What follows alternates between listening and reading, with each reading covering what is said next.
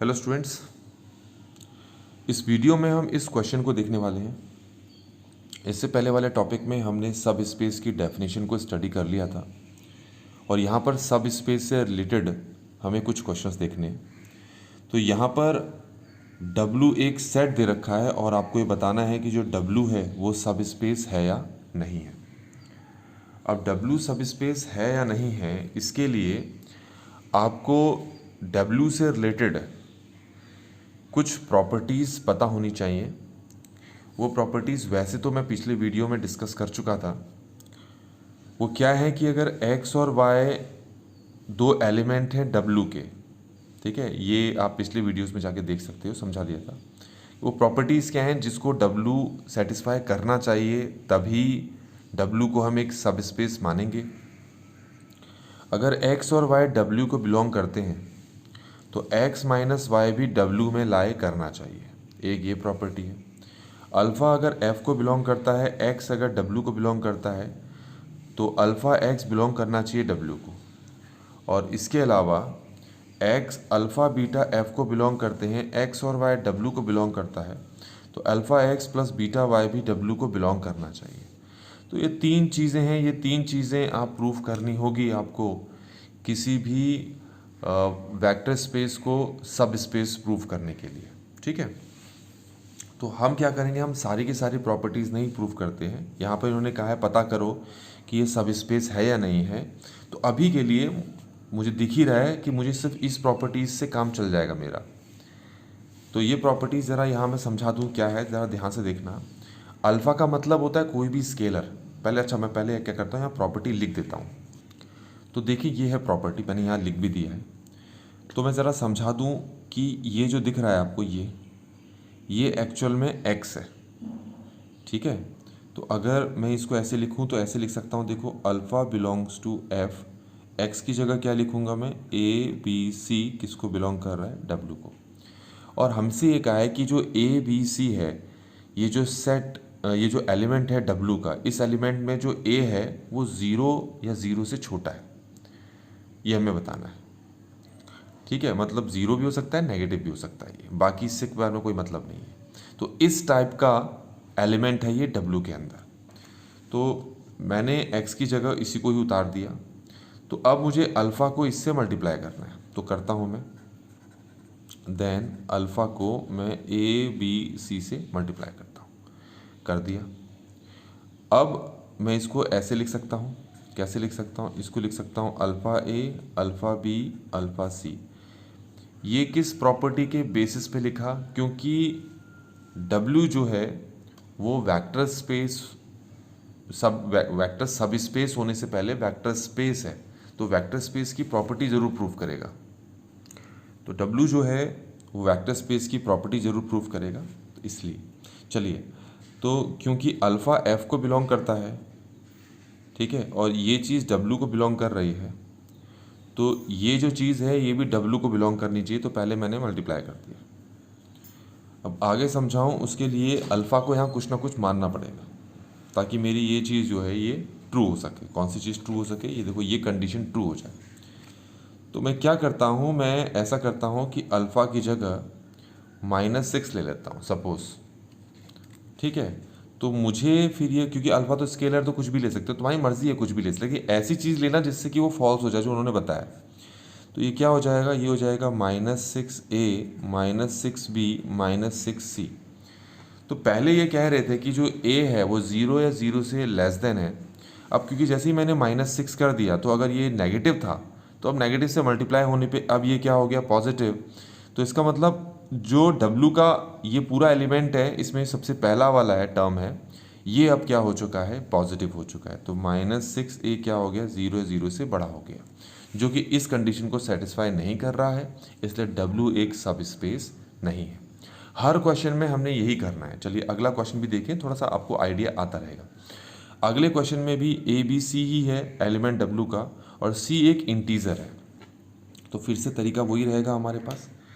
क्या रहेगा तरीका, ज़रा देखें कि अल्फ़ा अगर f को बिलोंग कर रहा है और x अगर W को बिलोंग कर रहा है, तो अल्फ़ा x किसको बिलोंग करना चाहिए, W को। अच्छा चलो अल्फ़ा को अभी के लिए अल्फ़ा रख लेते हैं। एक्स की जगह यहाँ पर एलिमेंट हमें क्या रखने पड़ेंगे, ए बी सी डब्लू को बिलोंग करता है। देन अल्फ़ा को हम ए बी सी से मल्टीप्लाई कर देते हैं, तो ये भी किसको बिलोंग करना चाहिए, डब्लू को। तो पहले इसको सॉल्व कर लेते हैं। तो ये आ जाएगा alpha A, alpha B, alpha C. इन्होंने कंडीशन दे रखी है कि सी जो है ऑलवेज इसका एक इंटीजर है। तो इसका मतलब अगर सी ऑलवेज इंटीजर है तो फिर ये भी ऑलवेज एक इंटीजर होना चाहिए। तो हम यहाँ पर लेट कर लेते हैं कि लेट अल्फ़ा इक्वल टू √2 मान लेते हैं।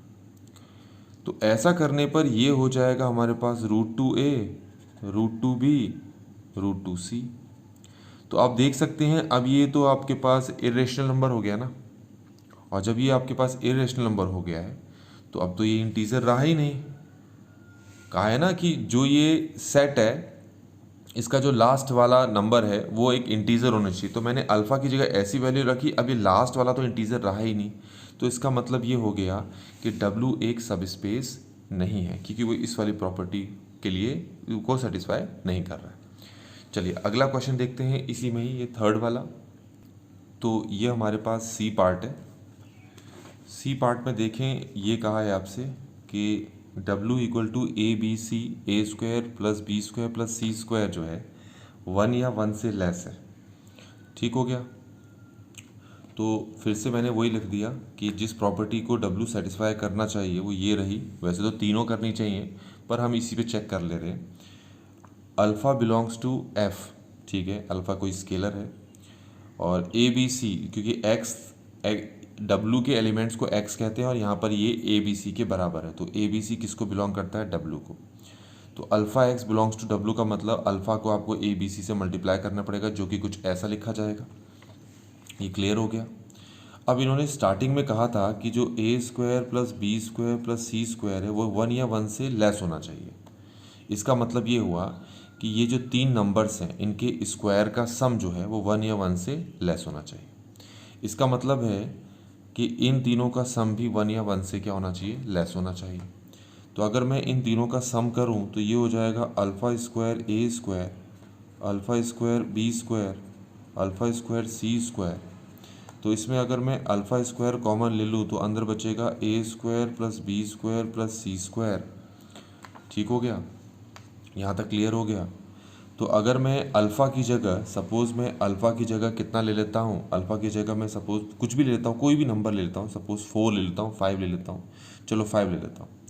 तो अल्फ़ा की जगह मैं 5 ले लेता हूँ तो ये 5 का स्क्वायर कितना हो गया, 25, और ए square B square plus C square. यहाँ तक क्लियर हो गया होगा। अब इन्होंने कहा है कि A square plus B square plus C square 1 से लेस होना चाहिए। अब यहाँ देखिए हमारे पास 25 टाइम्स ये आ गया है। तो आप खुद देखें, ये अगर 1 से लेस है, ये 1 से लेस है, तो इसका मतलब ये पूरा का पूरा जो है वो 25 से क्या होना चाहिए, लेस होना चाहिए। ये पूरा का पूरा क्या होना चाहिए, 25 से लेस होना चाहिए, क्योंकि ये 1 से लेस है, 1 से लेस देन इक्वल टू है, 25 भी आ गए, तो इसका मतलब ये पूरा का पूरा क्या होगा, 25 या उससे लेस होगा। जबकि इन्होंने कहा था कि तीनों का जो स्क्वायर है 1 या 1 से लेस होना चाहिए, मतलब इन तीनों का स्क्वायर 1 या 1 से लेस होना चाहिए, और हमने प्रूव कर दिया इन तीनों का स्क्वायर जो है 25 या 25 से लेस है, जो कि इस कंडीशन को सेटिस्फाई नहीं कर रहा है। हर बार हम यही तो कर रहे हैं, हम ये प्रूव करके दिखा रहे हैं ये कंडीशन सेटिस्फाई नहीं कर रहा है डब्लू, तो नहीं कर रहा है, इसीलिए यहाँ पर भी ये जो डब्लू है वो सब स्पेस नहीं है। अब हमारे पास डी पार्ट है, और डी पार्ट में ए बी सी सेट दे रखा है और ए बी सी तीनों इक्वल हैं। अगर हम इसी कंडीशन को इस पे अप्लाई करें तो ये सेटिस्फाई कर जाएगा। आप मन में ही खुद सॉल्व करके देख लो ना पहले एक बार, तो पता लगेगा कि भाई सेटिस्फाई करेगा ये। और जब सेटिस्फाई करेगा तो फिर आपको अगली प्रॉपर्टी भी चेक करना पड़ेगा। तो फिर भी मैं तीनों की तीनों प्रॉपर्टीज़ को एक बार चेक करके दिखा देता हूँ। पहले ये दोनों प्रॉपर्टीज़ चेक करके दिखाऊँ। इसमें है कि एक्स वाई अगर डब्लू को बिलोंग करते हैं तो एक्स माइनस वाई डब्लू को बिलोंग करना चाहिए। अल्फ़ा बिलोंग करता है एफ को, एक्स बिलोंग करता है डब्लू को, तो एक्स बिलोंग करना चाहिए, अल्फ़ा एक्स बिलोंग करना चाहिए डब्लू को। चेक करते हैं पहले इन्हीं दोनों के लिए। तो यहाँ पर आप देख सकते हैं कि हमने X Y belongs to W, और डब्लू के अंदर जो एलिमेंट्स हैं इस फॉर्म में है, तो एक्स ऐसे ही लिखना है, वाई को भी ऐसे ही लिखना है। तो हम ये मान लेते हैं कि जो एक्स है वो A1 B1 C1 है और y मान लेते हैं वो A2 B2 क्या है C2 है। ठीक हो गया। तो अब हमें क्या करना है, इन दोनों को माइनस करना है। इन दोनों को माइनस करें उससे पहले इन एलिमेंट्स के बीच में आपस में क्या रिलेशन है ये आपको पता है। ये तीनों के तीनों क्या है, बराबर हैं। मतलब A1 इज इक्वल टू, मैं लिख देता हूँ, A1 is equal to B1 equal to C1 और यहाँ पर A2 is equal to B2 equal to C2। ये जो कंडीशन है वो इनके लिए है। तो जब मैंने x इसके बराबर ले लिया, y इसके बराबर ले लिया, तो ये जो तीनों हैं ये इस तरीके से बराबर माने जाएंगे, ये तीनों भी इस तरीके से बराबर माने जाएंगे। तो सबसे पहले हम क्या कर रहे हैं, दोनों को माइनस कर देते हैं। माइनस करते हैं तो आपको पता ही है, कुछ ऐसे लिखेंगे इसको लिखेंगे A1 minus A2 B1 minus B2 और C1 माइनस C2। ये क्लियर हो गया होगा आपको। अब आपको ये पता है कि A1 इक्वल है B1 इक्वल है C1, A2 इक्वल है B2 इक्वल है C2। इनको माइनस करें तो A1 minus A2 is equal to B1 minus B2 equal to C1 minus C2। तो क्योंकि हमें ये वाली कंडीशन सेटिस्फाई करवानी थी, जो हमने करवा दी कि x माइनस वाई में ये तीनों के तीनों क्या आ रहे हैं, बराबर। क्योंकि x में भी तीनों के तीनों बराबर थे, y में भी तीनों के तीनों बराबर थे। इसका मतलब हो गया कि जो x माइनस वाई है वो w को बिलोंग कर रहा है। हो गया। अब अल्फ़ा x वाला ढूंढ लेते हैं। अल्फ़ा बिलोंग करता है f को और x बिलोंग करता है w को, तो अल्फ़ा x बिलोंग करना चाहिए w को। यहाँ पर x आपके पास क्या है, ABC। तो आप अल्फ़ा x निकाल लें, जिसको हम अल्फ़ा ABC बोलेंगे। तो ये alpha A alpha B alpha C हो गया। आपको शुरुआत में ही दे दिया गया था कि जो A B और C है ये तीनों इक्वल हैं। अगर तीनों के साथ में अल्फ़ा मल्टीप्लाई कर दूँ तो alpha A is equal to alpha B equal to alpha C। तो आप देख सकते हैं, जब स्टार्टिंग में तुमने x इसको x माना था, x इक्वल टू, तब ये तीनों बराबर थे। अब जो अल्फ़ा x है आपके पास, उसमें भी ये तीनों की तीनों क्या है, बराबर है। तो इसका मतलब ये इस प्रॉपर्टी के लिए भी क्या है, वैलिड है। ऐसा ही अगर हम ये प्रॉपर्टी भी यहाँ पर ये वाली कंडीशन भी अप्लाई करें तो ये भी ट्रू होगा। तो इससे ये पता लगता है कि ये सारी कंडीशंस पे ट्रू है। इसका मतलब W क्या है, हमारे पास एक सब स्पेस है। तो इस क्वेश्चन में हमने ये 4 पार्ट्स को यहाँ पर प्रूव कर दिया।